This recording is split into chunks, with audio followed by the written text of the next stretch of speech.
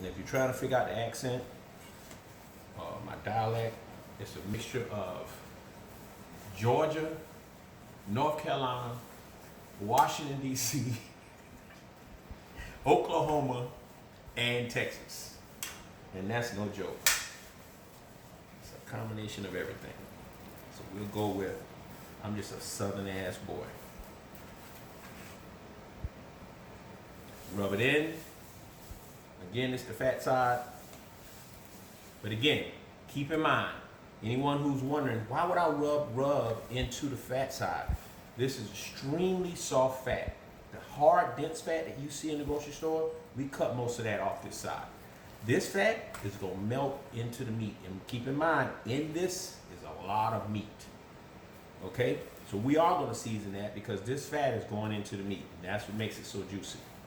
All right? I'm gonna put a little bit up in this crack.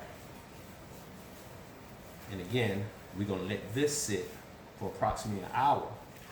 And then I'm gonna come back and I'm gonna glaze it with the rub. And I'm gonna let it sit for another 2 hours.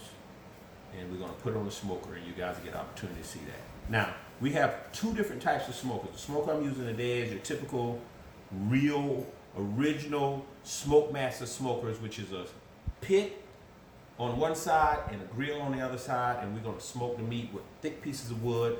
I think today we're using some cherry wood and possibly some pecan wood.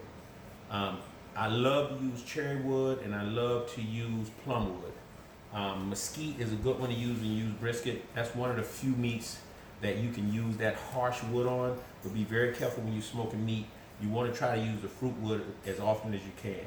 So that's the brisket. That's both sides of it. Nice and glazed with all of the seasoning. Nice and fat. It's the fat side.